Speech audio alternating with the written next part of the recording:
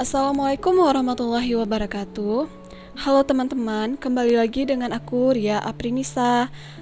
Sesuai dengan permintaan kalian, jadi hari ini aku mau bahas soal SKB Bidan tentang pelaksanaan program pemerintah sesuai dengan kisi-kisi Permenpan tahun 2021.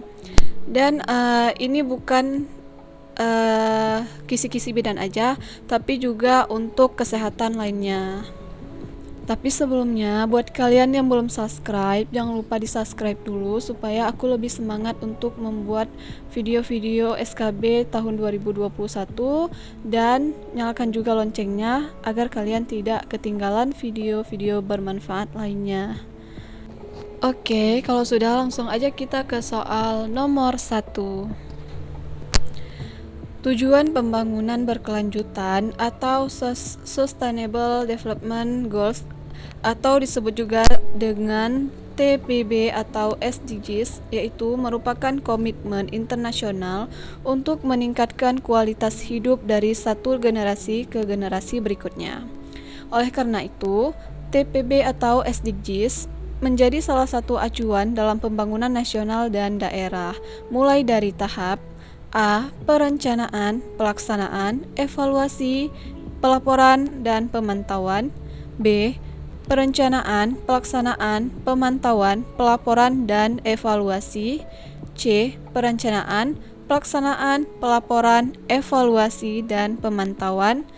D. Perencanaan, pelaksanaan, pemantauan, evaluasi, dan pelaporan. Atau E. Perencanaan, pelaksanaan, pelaporan, pemantauan, dan evaluasi. Untuk jawaban yang paling tepat adalah yang C, yaitu perencanaan, pelaksanaan, pemantauan, evaluasi, dan pelaporan. Pada pembahasan dapat kita lihat TPB atau SDGs yaitu menjadi salah satu acuan dalam pembangunan nasional dan daerah, mulai dari tahap perencanaan, pelaksanaan, pemantauan, evaluasi, dan pelaporan.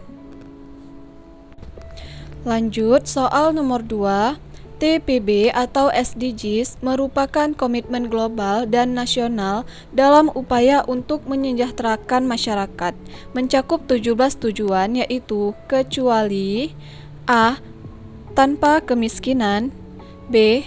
Tanpa kelaparan, C. Tanpa pengangguran, D. Pendidikan berkualitas, E. Kehidupan yang sehat dan sejahtera. Karena yang ditanyakan adalah kecuali, jadi jawaban yang paling tepat adalah yang C, tanpa pengangguran.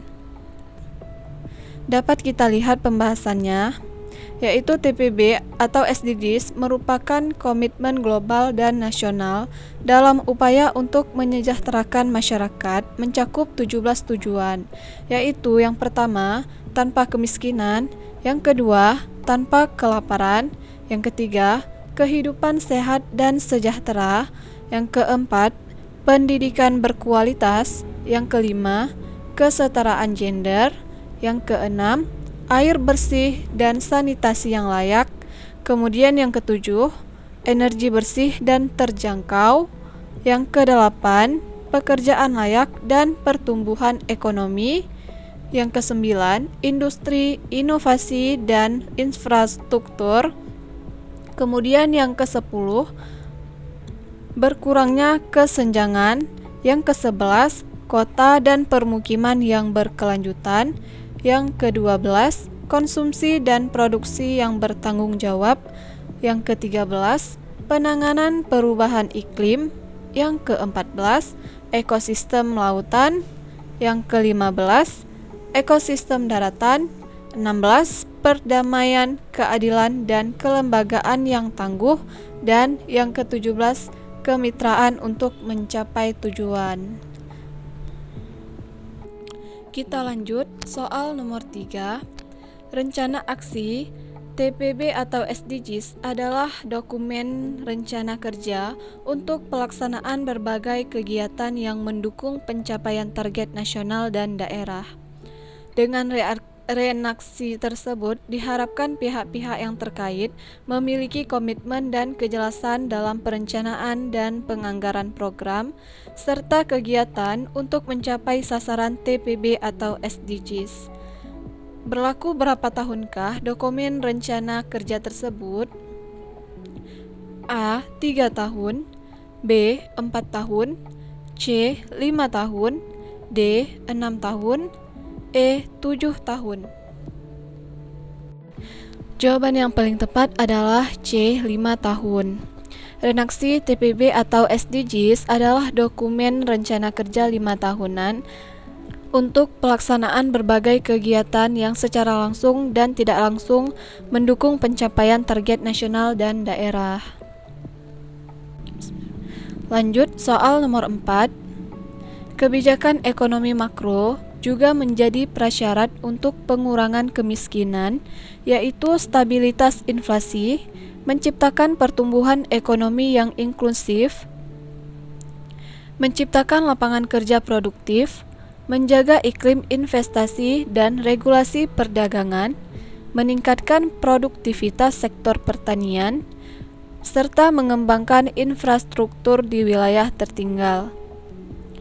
Kebijakan RPJMN tahun 2020 sampai 2024, apakah yang selaras dengan TPB atau SDGs di atas? A. Tujuan tanpa kemiskinan, B. Tujuan kehidupan sehat dan sejahtera, C. Tujuan berkurangnya kesenjangan, D. Tujuan kemitraan mencapai tujuan, E. Tujuan industri, inovasi, dan infrastruktur. Untuk jawaban yang paling tepat adalah yang A, tujuan tanpa kemiskinan. Dapat kita lihat pada pembahasan kebijakan RPJMN tahun 2020 sampai 2024 yang sesuai untuk pengurangan kemiskinan dilakukan melalui 2 strategi utama, yaitu penurunan beban pengeluaran melalui bantuan sosial serta peningkatan pendapatan melalui program ekonomi produktif. Kebijakan ekonomi makro juga menjadi prasyarat untuk pengurangan kemiskinan, yaitu stabilitas inflasi, menciptakan pertumbuhan ekonomi yang inklusif, menciptakan lapangan kerja produktif, menjaga iklim investasi dan regulasi perdagangan, meningkatkan produktivitas sektor pertanian, serta mengembangkan infrastruktur di wilayah tertinggal. Soal nomor 5. Mengendalikan pertumbuhan penduduk dan memperkuat tata kelola kependudukan, memperkuat pelaksanaan perlindungan sosial, dan meningkatkan pelayanan kesehatan menuju cakupan kesehatan semesta, terutama penguatan pelayanan kesehatan dasar. Merupakan tujuan atau kebijakan RPJMN tahun 2020 sampai 2024. A. Pendidikan berkualitas, B. Kehidupan sehat dan sejahtera, C.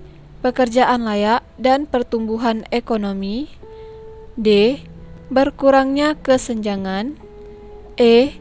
Perdamaian, keadilan, dan kelembagaan yang tangguh.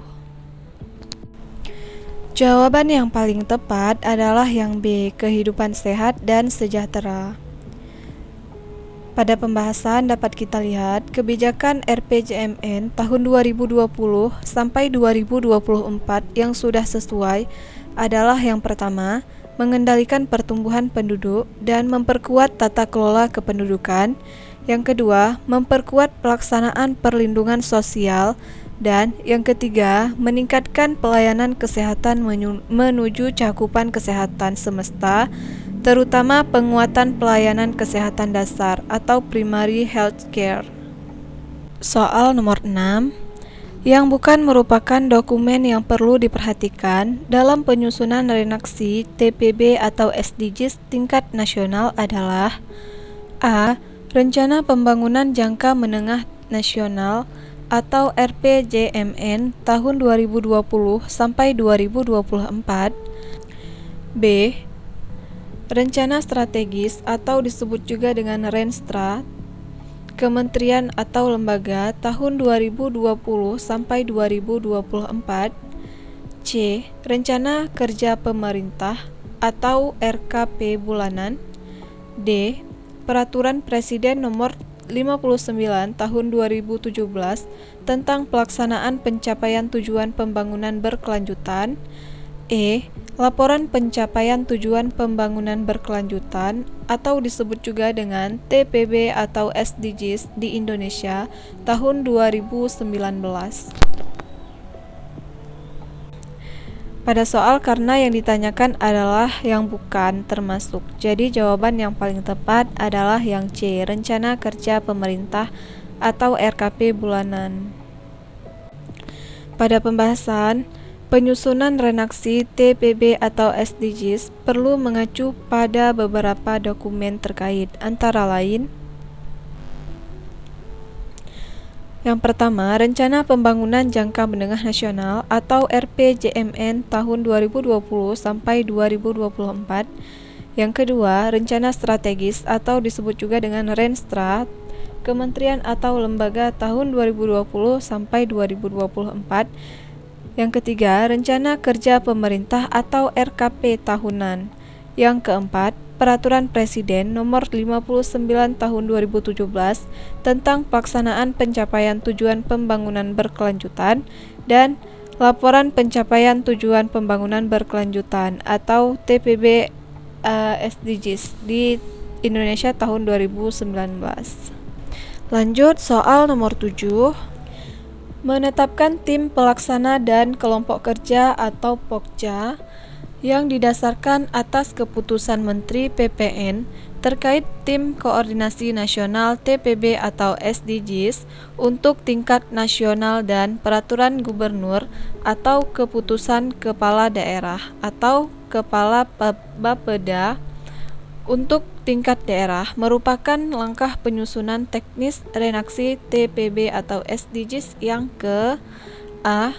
Langkah pertama, B. Langkah kedua, C. Langkah ketiga, D. Langkah keempat, atau E. Langkah kelima. Jawaban yang paling tepat adalah yang A. Langkah pertama. Langkah pertama penyusunan redaksi TPB atau SDGs di tingkat nasional dan daerah yaitu menetapkan tim pelaksana dan kelompok kerja atau Pekja yang didasarkan atas keputusan Menteri PPN terkait koordinasi nasional TPB atau SDGs untuk tingkat nasional dan peraturan gubernur atau keputusan kepala daerah atau kepala Bapeda untuk tingkat daerah. Lanjut soal nomor 8. Seluruh kebutuhan pembiayaan dalam rangka proses penyusunan redaksi TPB atau SDGs di tingkat nasional dan daerah menjadi tanggung jawab A. Pemerintah dan sumber lain yang sah dan tidak mengikat, B. Gubernur dan DPRD, C. DPR dan pemerintah pusat, C. Presiden dan gubernur, D. Kemenkes dan pemerintah daerah, E. Kemenkes dan wali kota. Untuk jawaban yang paling tepat adalah yang A, pemerintah dan sumber lain yang sah dan tidak mengikat. Pada pembahasan, seluruh kebutuhan pembiayaan dalam rangka proses penyusunan redaksi TPB atau SDGs di tingkat nasional dan daerah menjadi tanggung jawab pemerintah dan sumber lain yang sah dan tidak mengikat. Kita lanjut soal nomor 9. Yang bukan termasuk prinsip-prinsip kemitraan TPB atau SDGs antar pemangku kepentingan adalah A. Membangun kepercayaan, B. Kemitraan yang setara, C. Partisipan dan akuntabel, D. Memiliki komitmen dan kejelasan, E. Saling menguntungkan. Pada soal karena yang ditanyakan adalah yang bukan termasuk prinsip-prinsip kemitraan, jawaban yang paling tepat adalah yang D, memiliki komitmen dan kejelasan. Pada pembahasan, prinsip-prinsip kemitraan TPB atau SDGs antar pemangku kepentingan adalah sebagai berikut. Yang pertama, membangun kepercayaan, kemudian kemitraan yang setara, partisipan, akuntabel, dan saling menguntungkan. Lanjut, soal nomor 10. Organisasi yang menyusun redaksi TPB atau SDGs terdiri atas A. Tim pengarah, tim pelaksana, dan kelompok kerja. B. Tim pengarah, tim pelaksana, dan tim evaluasi. C. Tim pengarah, tim pelaksana, dan tim peneliti. D. Tim pengarah, tim pelaksana, dan tim pengelola. E. Tim pengarah, tim pelaksana, dan tim penilaian.